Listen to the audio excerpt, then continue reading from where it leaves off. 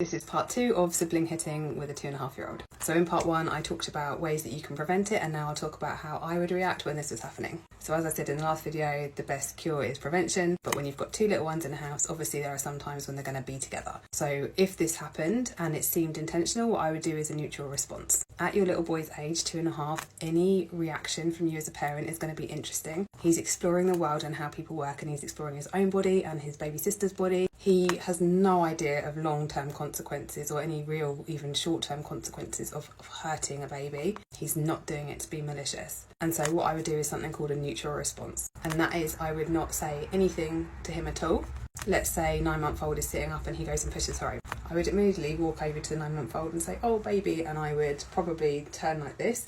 This is also an opportunity for you to stay calm. It's not about giving him the cold shoulder and showing him you're not happy with him. But if someone hurts your baby, even if it's your other child, like I remember I felt angry when that happened. So just take that time, wrap yourself up in comforting your baby. "Oh, are you okay?" You know, whatever you want to say to her. I'd probably say something to the baby, not to him, like, "Oh, I don't want you to be hurt." I still wouldn't be saying anything to your toddler. And if you can, try and do some self-regulation. So I don't know if you've heard of square breathing, but it's where you breathe in for 4, you hold it for 4, and you breathe out for 4, and then you hold it for 4, and you just do this until you feel calm. I would then change whatever activity you're doing. So if you're watching TV or something, I would remove yourself from that situation with your little one, your baby. And let's say you were watching TV together and your toddler says, why are you going? You could just say, "I just want to make sure that she's safe, so I'm just going to go do something else with her." This is quite an effective way of breaking a habit. It's not a punishment, it's a natural consequence, because if you're sitting in that environment and he's bored or getting fidgety or whatever, and he's looking to her as a toy or entertainment, that's not an environment you want to stay and be sort of perpetuating. And this doesn't need to be,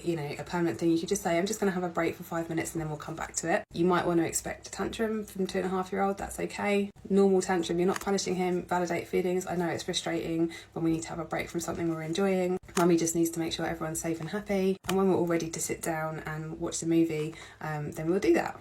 Keep it light. Also, I always think HALT, H-A-L-T, hungry, angry, lonely or tired. Is your toddler thinking or feeling any of these things? Maybe getting him a snack and a drink. Give him a cuddle separately. And before you restart that activity, it probably is a good idea to pop baby down and give him a big cuddle and remind him that you love him. And then you get back to what you're doing. But I probably would put myself between baby and little one, just because this is obviously tiring for you as well when you have to deal with it. It will get better, I promise.